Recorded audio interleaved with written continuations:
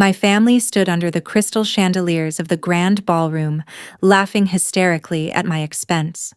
My sister held her champagne flute high, pointing directly at me, and announced to the 200 wealthy guests, "Look at her, she's just a lowly gate guard. Who would ever marry our family's biggest disappointment?" My mother nodded along, smirking in agreement as the crowd burst into cruel laughter. I stood there silently in my simple attire, taking every insult insult. But the humiliation vanished the moment the groom's billionaire father stood up from the head table. The room instantly fell quiet as he walked straight over to me, bowed his head, and looked at my mother with absolute coldness. "Actually," he said into the microphone, his voice echoing across the silent room, "she's not a gate guard." Before you hear what happened next, comment below the city you are watching from so I can see how far our story has reached. My name is Malene Parker. I'm 28 years old, and for as long as I can remember, I have been the invisible stain on my family's pristine reputation. Growing up, my mother, Evelyn, and my older sister, Vanessa, treated life like a permanent red carpet where appearance was everything and net worth defined your humanity. Vanessa was the golden child, obsessed with luxury brands, elite social clubs, and marrying into money, while I was always the odd one out. When I left home years ago, I kept my personal life entirely private. I rarely visited, and whenever my family demanded to know what I did for a living, I merely gave vague, simple answers to avoid their endless judgment. Because I wore plain clothes, drove a modest car, and mentioned working near secure military installations, my mother and sister quickly filled in the blanks on their own. They decided I was nothing more than a low-wage, uneducated gate guard who checked IDs at a security booth. Instead of correcting them, I let them believe it. It was far easier to let them look down on me than to invite their toxic ambition into my world. Whenever they made snide remarks about my dead-end job during brief holiday phone calls, I just swallowed my pride, smiled softly, and brushed it off to keep the peace. I never cared about their approval, but I had no idea just how far their cruelty would go until Vanessa's wedding day. The news hit our household like a tidal wave when Vanessa announced her engagement to Julian Sterling. Julian was the sole heir to Sterling Global, a massive defense and real estate conglomerate worth billions.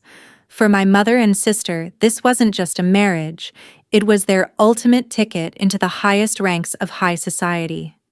Evelyn spent months boasting to anyone who would listen, organizing lavish bridal showers, and micromanaging every single detail to ensure the event showcased absolute perfection. Of course, in their grand plans, I was treated like an unfortunate eyesore that needed to be hidden away. From the start of the wedding preparations, Vanessa made it painfully clear that my presence was an embarrassment. She refused to include me in the bridal party, claiming my plain appearance would ruin the aesthetic of her photos. When the formal invitations were mailed, my mother pulled me aside and firmly instructed me to wear something completely inconspicuous and stay out of the sight of their influential VIP guests. On the day of the wedding, held at an ultra-exclusive estate, I was handed a seat assignment at table 24, a dark corner near the kitchen doors, far removed from the main stage. They wanted me invisible, a silent extra in Vanessa's fairy tale. Despite the intentional slights, I swallowed my pride, smoothed down my simple navy dress, and sat quietly at the back of the ballroom. I was there out of respect for family obligations, carrying my secret quietly, completely unaware that their desperation to humiliate me was about to shatter their own golden dream. The reception was in full swing, the air thick with the clinking of crystal glasses and the quiet chatter of politicians, executives, and high society elites. After the multi-course dinner was cleared, my sister Vanessa and my mother stepped up to the center stage, holding custom silver microphones to deliver their toasts. What was supposed to be a speech about love and family quickly turned into a calculated spectacle of vanity. Vanessa spent the first 5 minutes praising her own elegance, boasting about her new status, and thanking the high-profile guests for attending. But then, her eyes swept over the room, locking directly onto my table near the kitchen doors. A slow, cruel smile spread across her face. "You know," Vanessa announced, her voice echoing clearly through the speaker system, "family is everything to us. But every family has that one relative who just couldn't measure up. Look at my sister Malene sitting way back there." The room went quiet as guests turned around to look at me. My mother stepped closer to Vanessa, nodding with a smirk as she joined in. "She's our biggest disappointment," my mother added loudly into her microphone, chuckling. While we were building success, Malene settled for checking badges at a booth. "She's just a glorified gate guard who works for pocket change. Honestly, who would ever want to marry someone like that?" Laughter erupted across the tables of wealthy attendees. Cruel whispers swept through the room as guests pointed at my simple dress. Vanessa beamed under the spotlight, thoroughly enjoying my public humiliation. I didn't flinch or look away. I simply sat straight in my chair, taking in every insult, knowing the room was about to learn just how wrong they were. The humiliating laughter echoing through the grand ballroom abruptly died down as a tall, imposing figure stood up from the main head table. It was Mr. Arthur Sterling himself, the billionaire CEO of Sterling Global and father of the Groom.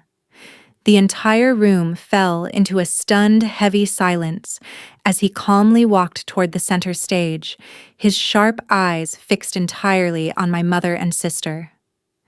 Evelyn and Vanessa instantly straightened up, beaming with self-satisfaction, assuming the powerful patriarch was joining the stage to offer a toast of his own. Instead, Arthur reached out and firmly took the microphone directly from Vanessa's trembling hands. His face was a mask of cold, unyielding fury that caused the smile to instantly evaporate from my sister's lips. "I have listened to enough of this disgraceful spectacle." Arthur's voice boomed through the speakers, sharp as a razor and carrying absolute authority across the silent ballroom. He turned his gaze toward my mother. "You stand here in front of 200 people, proudly humiliating your own blood, calling her a lowly gate guard and a disappointment. But your arrogance has made you utterly blind to the truth." Arthur gestured toward the back table where I sat, his expression shifting to one of profound respect. "She is not a gate guard," Arthur declared, his voice ringing with absolute certainty. "She is Captain Malene Parker, a dedicated officer holding the rank of captain in the United States Army and an elite military intelligence officer. 3 years ago, during an ambush overseas, her strategic brilliance and decisive action saved my son Julian's life when he was serving as a civilian contractor. She commands entire defense operations, and her elite leadership directly oversees the safety contracts that protect my entire company." A collective gasp rippled through the ballroom, shattering the heavy silence like glass. My mother's face instantly drained of all color, while Vanessa stood completely frozen on stage, her mouth slightly open in utter disbelief. The high society guests who had been laughing just moments ago now exchanged wide-eyed, embarrassed glances, shifting uncomfortably in their seats. Arthur Sterling didn't pause for a single second. Standing tall with the microphone in hand, he detailed my actual career, the commendations I had received, the high-stakes missions I had commanded, and the massive defense security networks under my direct supervision. He made it crystal clear that the very wealth and peace my family was bragging about existed, in part because of the strategic, high-level operations led by officers like me. My family's company, our security contracts, and my son's very life owe an unpayable debt to Captain Parker, Arthur announced, his voice echoing with absolute authority across the frozen crowd. He turned his eyes directly toward my sister and mother, his expression turning icy cold. To sit here and watch you attempt to drag down a woman of such honor and bravery for your own shallow entertainment is sickening. Then came the final blow that made the entire room hold its breath. Arthur looked directly at Julian, then back at Vanessa. The Sterling family built its entire legacy on integrity, loyalty, and character. Arthur stated firmly into the microphone. If this is how you treat your own blood, the very hero who saved my son, then I seriously question whether this marriage alliance belongs in our family at all. Panic erupted across my mother and sister's faces like a sudden strike of lightning. The realization that their foolish arrogance had just placed Julian's family fortune and the entire wedding in jeopardy sent them into a desperate, chaotic scramble. Vanessa practically dropped her glass as she rushed down from the stage, her high heels clicking loudly against the marble floor as she hurried toward my table with my mother trailing frantically behind her. "Malene, sweetie, please. You know we were just joking," my mother babbled, her voice trembling as she tried to force a warm, affectionate smile. "It was all just playful sisterly teasing. We are so unbelievably proud of you, truly." Vanessa nodded rapidly, her face pale and eyes wide with desperation. "Yes, Malene, please tell Mr. Sterling it was just a silly joke. We didn't mean anything by it." I stood up slowly from my chair, smoothing down my simple dress, and met their terrified eyes with complete, unshakable calmness. The years of quiet endurance, the hidden insults, and the petty rejection washed away, leaving only clarity. "It wasn't a joke," I said, my voice steady enough for the surrounding tables to hear clearly. "You meant every word when you thought I had no power. I spent years keeping my distance to protect myself from your cruelty, and today you showed everyone exactly who you are. I don't need your fake pride now." I turned away, leaving them standing there in utter silence under the sharp, judgmental stares of 200 prominent guests. Julian stood near his father, looking at Vanessa not with love, but with deep disappointment and shame. In the months following that unforgettable evening, I continued my service in the United States Army, leading strategic operations as a captain with the same dedication and focus I have always possessed. Surrounded by true allies, fellow service members, and people who value genuine integrity over superficial status, I finally found the quiet peace I had earned.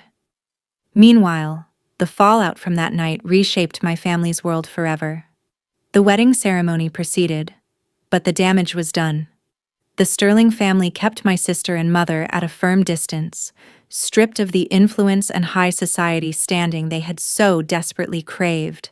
That night taught me a powerful lesson. True worth isn't measured by expensive gowns, grand titles, or boastful words spoken under ballroom lights. It is built on character, honor, and the courage to stay grounded no matter how others try to diminish you. If you were in my shoes, would you have forgiven my family after what they did? Or would you have walked away for good? Let me know your thoughts in the comments below. If you enjoyed this story, don't forget to hit the like button, subscribe, and turn on notifications for more stories like this. Thank you for watching, and I'll see you in the next video.